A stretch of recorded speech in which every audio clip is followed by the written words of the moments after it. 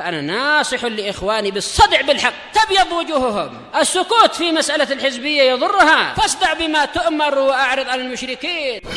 سلامي على دماج ورجالها والشيخ يحيى ودار العلم يا سعد بانيها. بسم الله الرحمن الرحيم. الحمد لله رب العالمين، والصلاة والسلام على رسوله الأمين وعلى آله وأصحابه ومن تبعهم بإحسان إلى يوم الدين. أما بعد،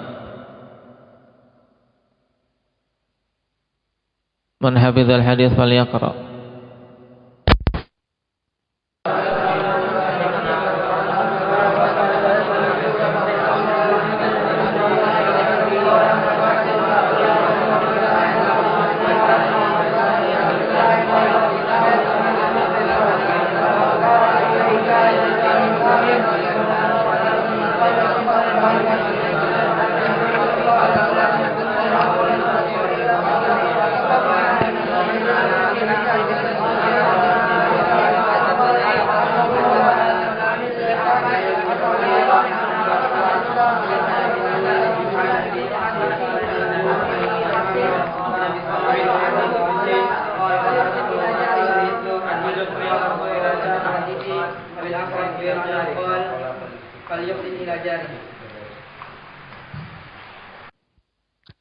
Nah, barakallahu fiikum.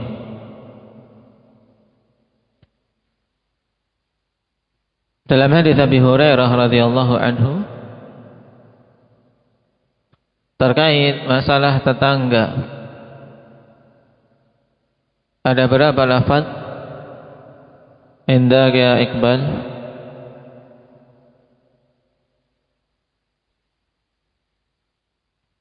Yang telah kita ambil dari riwayat Imam Muslim rahimahullah ta'ala. Lafaz yang pokok yang pertama, bagaimana lafaznya terkait masalah tetangga?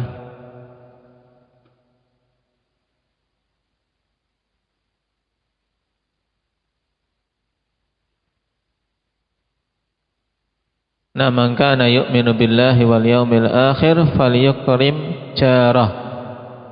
Kemudian yang kedua,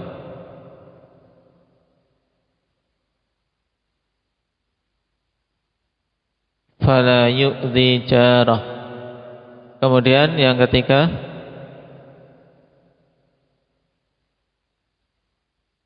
falyuhsin ila jarih. Maka ini diingat akhwan, 3 wasiat Nabi sallallahu alaihi wasallam terkait masalah jar. Falyukrim, ikram, yaitu muliakanlah. Kemudian fala yu'dhi, jangan engkau ganggu, jangan engkau sakiti dengan berbagai macam bentuk adza. Nah, maka penting untuk masing-masing menerapkan pada diri sendiri. Baik, ketika kita tidak ingin diganggu, maka juga jangan mengganggu. Dan juga kapan saja muncul gangguan, kita berusaha untuk bersabar.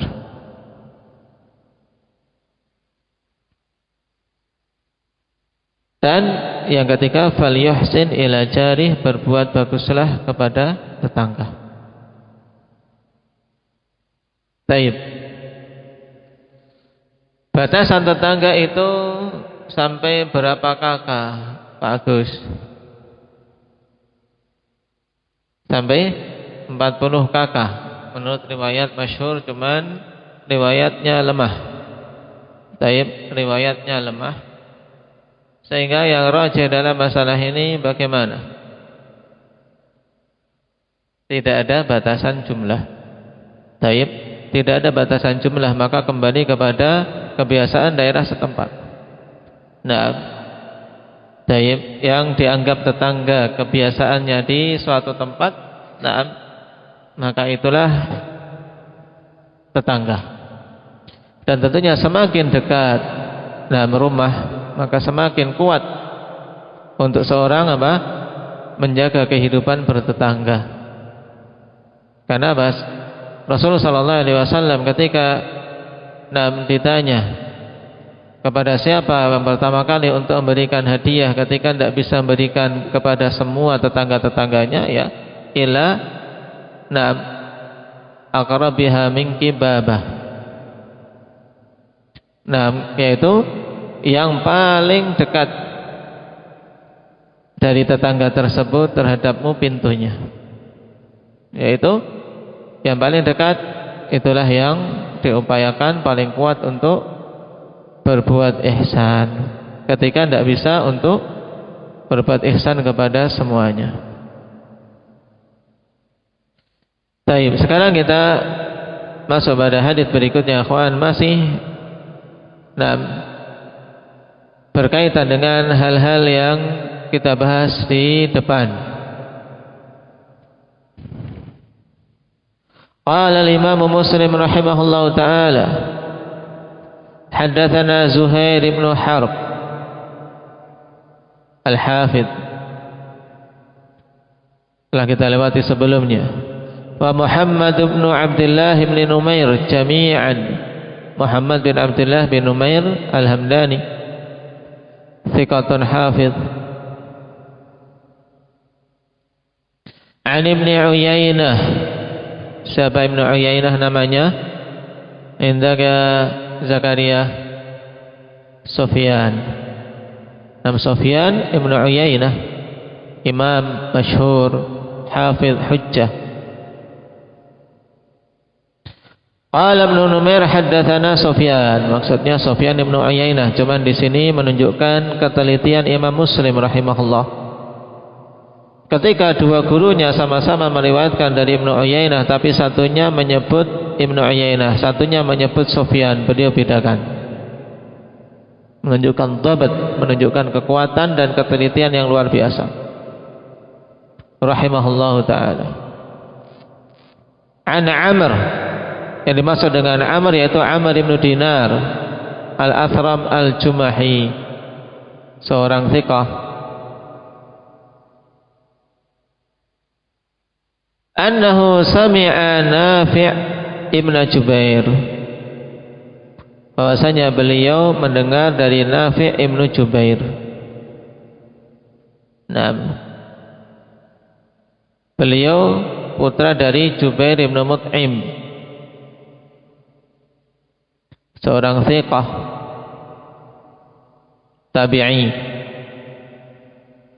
Yukhbiru an Abi Shuraih Al-Khuzai radhiyallahu anhu, menyampaikan khabar dari Abi Shuraih Al-Khuzai. Abu Shuraih Al-Khuzai diperselisihkan tentang namanya, akhwan. Ada yang mengatakan namanya Khuwailid ibnu Amr, ada yang mengatakan namanya Amr ibnu Khuwailid, dibalik. Ada yang mengatakan Abdurrahman ibnu Amr, dan seterusnya, ada khilaf. Tapi yang paling masyhur yang pertama tadi, biar tidak bingung. Maka hafal yang paling masyhur, Abu Shuraih. Di antara pendapat yang paling masyhur namanya Khuwailid ibnu Amr.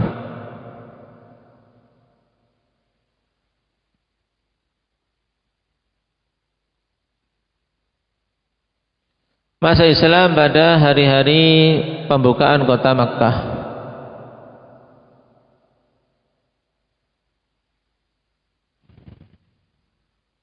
Yang saat itu dia memegang liwa Bani Khuza'ah.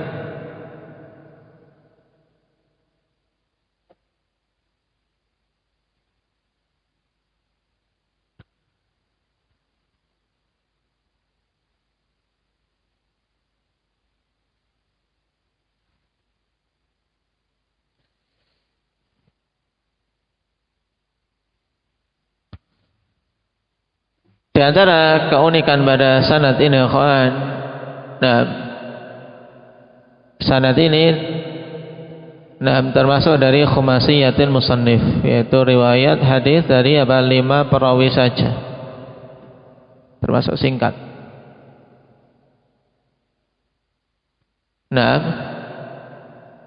Dan padanya riwayat tabi'in dari tabi'in, karena Amr meriwayatkan dari Nafi'. Amr seorang tabi'in, Nafi' seorang tabi'in, Amr ibn Dinar.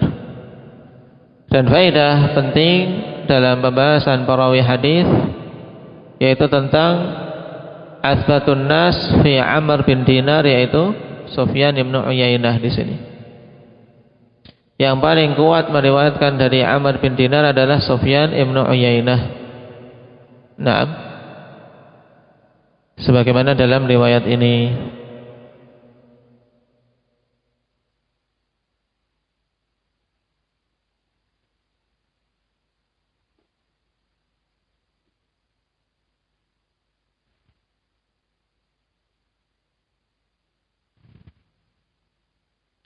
Dan Abu Shuraih yang dalam hadis kita, ikhwan, bukan Abu Shuraih yang disebutkan dalam kitab Tauhid yang datang Nabi sallallahu alaihi wasallam bertanya kepadanya, di mana orang ini adalah apa? Digelari dengan Abul Hakam. Taib, karena nama beliau Hani. Adapun di sini beda dengan Abu Shuraih tersebut.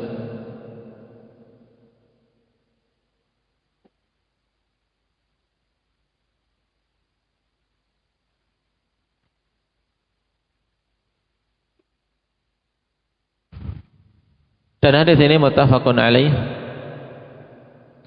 Dari kandungan hadis ini yang belum kita bahas, yaitu pembahasan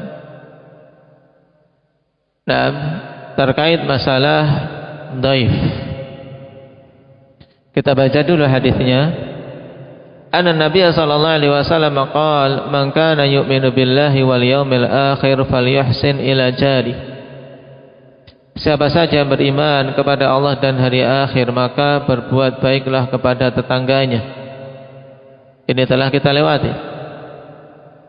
Wa man kana yu'minu billahi wal yawmil akhir falyukrim dhaifah.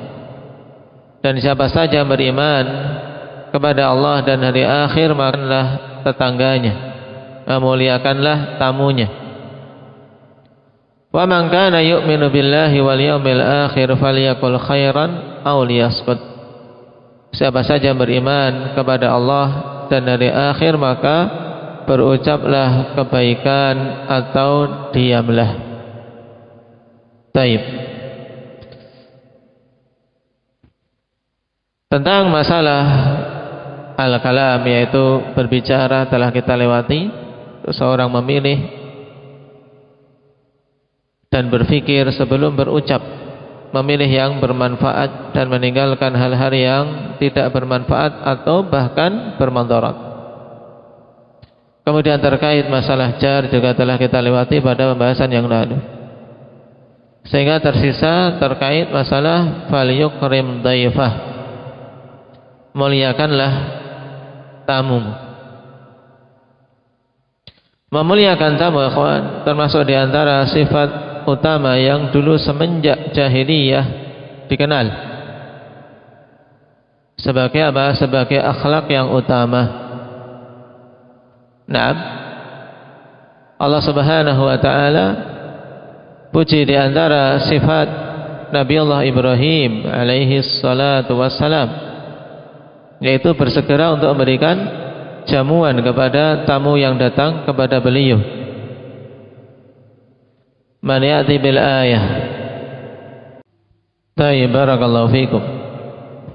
Ya, dari surat Az-Zariyat, Allah Subhanahu wa taala kabarkan tentang sifat Nabi Allah Ibrahim. Bahkan ketika mengawali kisah, Allah Subhanahu wa taala ungkapkan dengan sighah yang menunjukkan untuk kita betul-betul memperhatikan. Hal ataka haditsun dhaifi Ibrahim. Nah, apakah telah datang kepadamu berita kisah tentang dhaif Ibrahim al-mukramin, tamu dari Nabi Allah Ibrahim yang dimuliakan. Iddakhalu alaihi faqalu salama, qala salamun qaumun munkarun. Nah, kemudian dengan segera faragha ila ahlihi faja'a bi'ajlin samin. Tamu tidak dikenal, ikhwan. Kaumun mungkarun, maksudnya wahai kaum yang tidak dikenal. Baru ketemu saat itu saja. Tapi dia bersegera menemui keluarganya, kemudian disembelihkan ijlin samin. Taib, ijlin samin apa Abdullah maknanya? Taib, ijl apa ijl?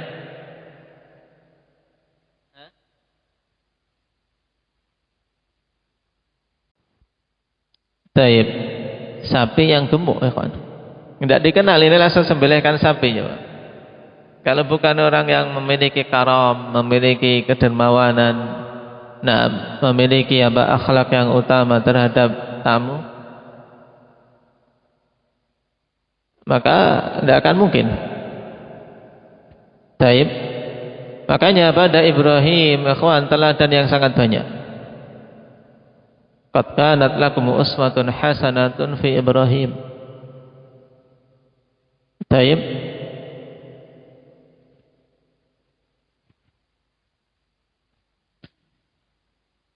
ungkapan yang pertama dengan apa? Dengan balasan tahiyah yang lebih bagus. Kemudian bersegera, karena di antara hal yang dibimbingkan untuk bersegera, ikhwan, bercepat-cepat adalah apa? Adalah bercepat-cepat untuk memberikan hidangan kepada tamu. Ini di antara hal yang diperintahkan untuk kita apa? Istijal, cepat-cepat. Makanya para ummahat kalau kadang suaminya nyuruh cepat-cepat, buru-buru, ya jangan taib, jangan ikut bingung. Memang untuk disuruh buru-buru, sehingga bersabar. Taib, sehingga harus cekatan, bikin minum, menyiapkan makanan. Karena di antara sunnahnya tadi takjil al-qirah. Qirah yaitu sambutan, hidangan, jamuan untuk tamu. Ditambah lagi apa? Beliau sendiri yang melayani tamunya. Ini menunjukkan adab yang utama terhadap tamu, ikhwan. Maka juga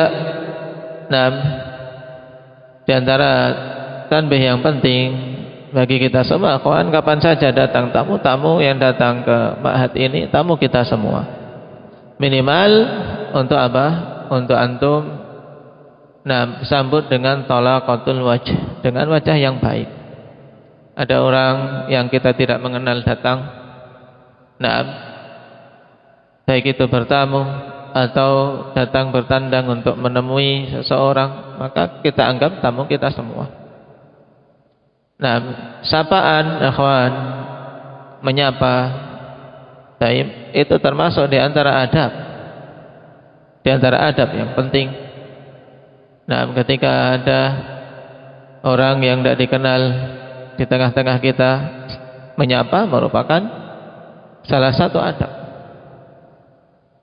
Dan juga salah satu bentuk ikram dhaif, karena yang namanya tamu, ikhwan, kalau didiamkan saja tidak ada yang menyapanya, ini taib merasa tidak enak, taib merasa kesepian.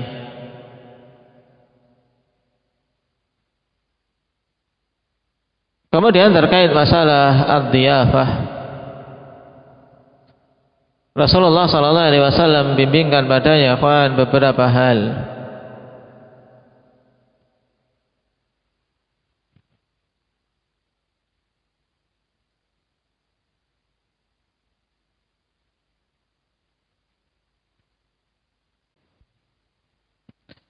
Dalam hadis Abi Syurah yang lain, ikhwan, beliau mengatakan, absartu ainayya Rasulullah sallallahu alaihi wasallam wa sami'tuhu udunai hina takallama bih Qala man kana yu'minu billahi wal yawmil akhir falyukrim dhaifahu jaizatah. Qala atau qalu wa ma jaizatuhu qala yaumun wa lailah qala wa dhiyafatu thalathatu ayyam wa ma kana ba'da dzalika fa huwa shadaqah. Taib. Dalam hadis ini khonifillah bimbingan Nabi sallallahu alaihi wasallam bahwasanya dhiyafah yaitu bertamu yang di situ yang ditamui. Taib diperintahkan untuk betul-betul ikram sesuai dengan apa yang dimampui. Itu batasannya salah satu ayam, 3 hari. Taib 3 hari. Adapun yang lebih dari itu maka itu adalah sedekah. Kalau mau diberi jamuan ya khair, tapi kalau tidak masalah. Taib. Dan yang ditekankan sekali yang disebut dengan jaizatah. Ditekankan sekali. Taib falyukrim dhaifahu jaizatahu, yaitu sehari semalam. Maka diupayakan siapa saja yang datang tamu kepadanya untuk apa? Untuk jangka waktu hari yang pertama, sehari semalam yang pertama, untuk betul-betul mengupayakan yang dia mampui. Karena itu kadar yang wajib. Kadar yang wajib. Kemudian juga terjadi khilaf tentang 3 hari ini, dan yang rajih yang direjehkan oleh Syekh Al-Ethiopi hafizahullah rahimahullah taala itu juga kadar yang wajib, cuman sisi kekuatannya untuk betul-betul ditekankan itu di bawah jaizah, di bawah yang kadarnya jaizah pada malam ya, sehari semalam ketika dia bertamu. Taib. Kemudian kalau lebih dari 3 hari, Nabi sallallahu alaihi wasallam bimbingkan kepada orang yang bertamu. Dalam riwayat Muslim nanti akan kita lewati insyaallah taala. Al-dhiyafatu 3 ayyam. Ya. Dhiyafah 3 ayyam. Bertamu dan dia berhak untuk mendapatkan jamuan itu jangka waktunya 3 hari. Dia punya hak. Wa jaizatuhu yaumun wa lailah, dan jaizahnya itu adalah sehari semalam. Jaizah dibedakan dengan dhiyafah ikhwan untuk menguatkan. Karena jangan sampai untuk yang pertama ini sama sekali dia juga tidak memberikan jamuan. Wa ma anfaqa alaihi ba'da dzalika fa huwa shadaqah, dan apa yang dia infakkan kepada tamunya tersebut setelah itu, setelah 3 hari, maka itu adalah sedekah. Menunjukkan hari yang pertama itu kewajibannya sangat kuat, hari kedua, ketiga tetap wajib, tapi tapi tidak sekuat hari pertama. Sehingga ketika mungkin di situ ada pelayanan dari sisi menunya lebih kurang atau di bawahnya dan seterusnya, tidak masalah. Secara urf masih masih dilayani tamu tersebut. Kemudian Nabi sallallahu alaihi wasallam katakan wala yahillu lahu an yathwiya indahu hatta yu'athimah. Dan tidak halal bagi si tamu tadi untuk terus-menerus berada di kediaman orang yang dia bertamu padanya sampai menjadikan orang itu berdosa. Ini juga penting. Jadi jangan seorang ketika bertamu juga tidak punya perasaan. Taib. Setelah lebih dari 3 hari, Nabi sallallahu alaihi wasallam bimbingkan jangan sampai tidak halal kamu berada di tempat orang sampai menjadikan orang itu akhirnya terjatuh dalam dosa. Ya Rasulullah, kaifa yu'atsimu? Bagaimana tamu ini menjadikan pemilik rumah itu berdosa wahai Rasulullah? Qala yuqimu wa la syai'a lahu yaqrihi bih. Nah, dia tinggal di situ dan si penghuni pemilik rumah tidak ada memiliki sesuatu pun untuk menjamunya. Taib, akhirnya kan dia tidak mampu untuk menjamu tamunya sehingga meninggalkan dan melanggar bimbingan Rasulullah sallallahu alaihi wasallam. Maka di sini ada bimbingan pada dua arah. Yang pertama, bagi orang yang datang tamu kepadanya dibimbingkan untuk ikram.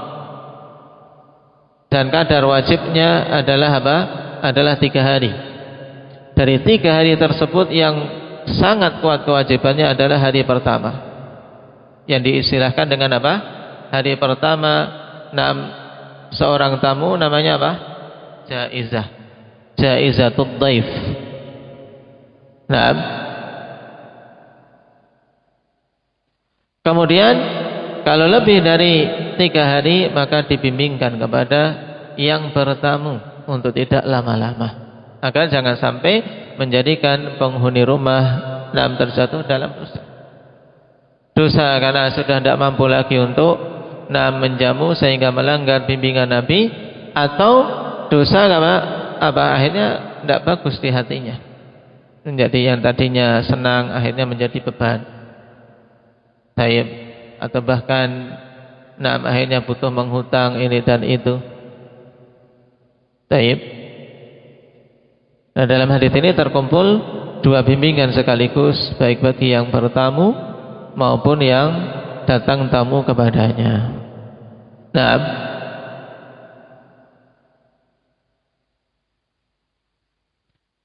walaupun akhwan, hendaknya seorang yakin bahwasanya tamu itu datang dengan rezekinya sendiri. Nah, dan ini mujarab. Nah, seorang yang biasa datang tamu kepadanya, taib akan apa?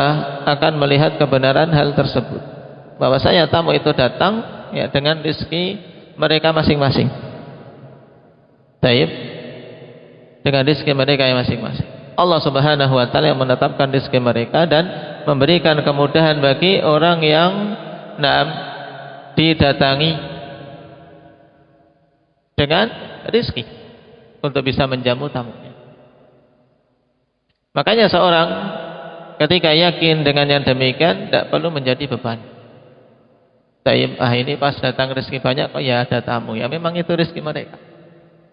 Untuk apa? Untuk menjamu mereka. Dan yakin Allah Subhanahu wa taala juga akan memberikan ganti. Karena menunaikan kewajiban ikhwan padanya pahala. Menunaikan kewajiban padanya pahala. Ikramul dhaif di hari pertama wajib. Maka mesti sesuatu yang wajib itu pahalanya besar. Dan tentunya ikram itu kembali kepada urf kadarnya. Tidak harus kemudian kita ketika ikramul dhaif harus menyembelih sapi. Sesuai dengan kadar masing-masing. Ketika mampunya untuk menggorengkan tempe, ketika mampunya itu ya, itu yang disuguhkan, dan itu kadar yang dia mampu. Dengan makanan yang sederhana tapi dengan wajah yang berseri-seri, tidak menunjukkan beban, kemudian menunjukkan keriangan dan kegembiraan, itu lebih bagus daripada seorang menyuguhkan hidangan yang mahal tapi dengan penuh cemberut, ya kan? Ya putra, nggak jadi dimakan. Taib.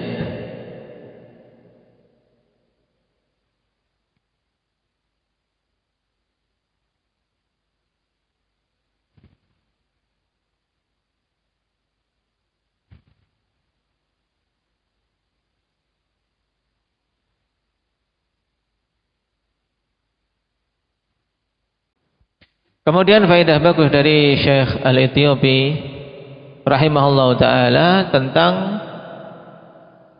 kewajiban tadi, akhwan.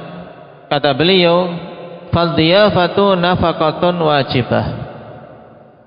Dhiyafah yaitu apa? Menjamu tamu. Itu adalah apa? Infak yang wajib. Tapi kewajiban ini atas siapa? Kata beliau, wala tajibu illa ala man indahu fadlun an qutihi wa quti iyalih. Dan tidaklah wajib hal tersebut kecuali atas orang yang memiliki fadl, memiliki kelebihan. Nah, ini jangan sampai kemudian nanti ketika kita telah membahas wajib tadi, menganggap walaupun tidak punya apa-apa, sehingga anak dan istrinya malah tidak mendapatkan makan. Walaupun kalau seorang memiliki tawakal yang kuat, akhwan, kemudian dia ithar sebagaimana kisah yang menjamu tamu Rasulullah SAW, padanya keutamaan besar. Cuma sekarang kita membahas tentang siapa yang terkena kewajiban. Taib. Kata beliau, wala tajibu illa ala man indahu fadlun an qutihi wa quti iyalih. Tidaklah wajib menjamu tamu tadi kecuali atas orang yang memiliki fadl, memiliki kelebihan dari quti, dari makanan pokoknya, wa quti iyalih, dan makanan pokok untuk keluarganya. Sehingga hukumnya persis seperti apa? Kana faqatil aqaribi wa zakatil fitr. Nah, seperti hukumnya seperti memberikan nafkah kepada apa? Kerabat. Ada kerabat yang apa? Yang kesusahan. Kalau kita memiliki kelebihan, ya dituntut untuk membantunya. Demikian pula zakat fitr, ikhwan. Zakat fitr wajib atas siapa? Wajib atas orang yang memiliki kelebihan makanan pokok untuk dia dan anggota keluarganya pada malam Id dan hari Id. Baru terkena kewajiban zakat fitr. Taib. Nah, ini faedah bagus, ikhwan, tentang batasan siapa yang terkena kewajiban untuk memuliakan tamu dengan menjamunya, ya, dengan diyafah, jamuan untuk tamu.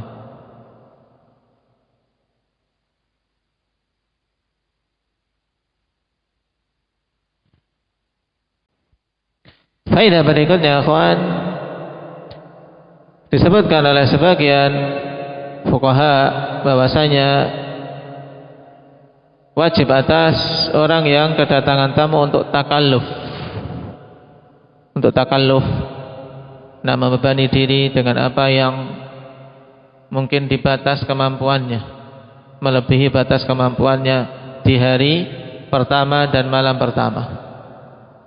Memilih makanan yang paling bagusnya, taib, melebihi makanan untuk diri dan keluarganya. Cuma, ikhwan, pendapat ini pendapat yang lemah. Taib, pendapat yang lemah.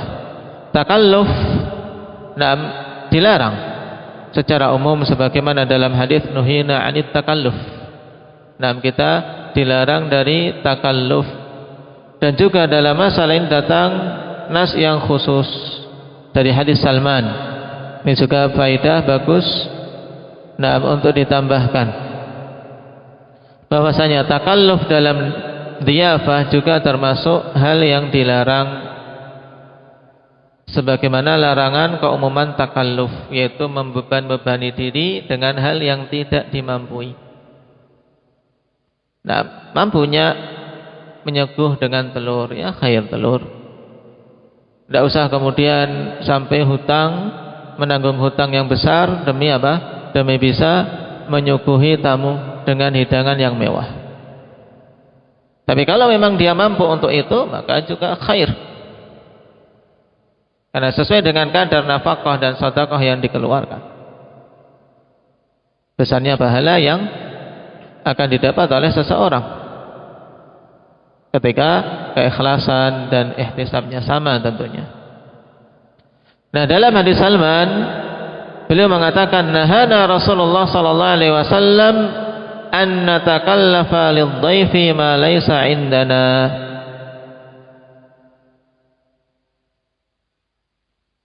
Nahana Rasulullah sallallahu alaihi wasallam an natakallafa lidh-dhaifi ma laysa indana. Kata Salman radhiyallahu anhu, Rasulullah sallallahu alaihi wasallam melarang kami dari takalluf untuk tamu dengan sesuatu yang tidak kami miliki. Hadis ini dikeluarkan oleh Imam Ahmad dan At-Tabrani, dikatakan oleh Imam Al-Haythami, na'am,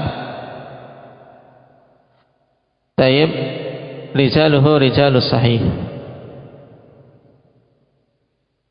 Ahadu asanidil kabir rijaluhu rijalus sahih. Ya, salah satu pada sanad riwayat Tabrani, rijalnya adalah para perawi-perawi as-sahih, Sahih Bukhari atau Sahih Muslim. Nah, ini menunjukkan bahwasanya takalluf dalam masalah ini juga dilarang. Sehingga seorang menunaikan kewajiban tersebut sesuai dengan apa yang dimampui. La yukallifullahu nafsan illa wus'aha. Juga sebagaimana dalam ayat wa ma ana minal mutakallifin, dan aku bukan termasuk orang yang takalluf. Taib.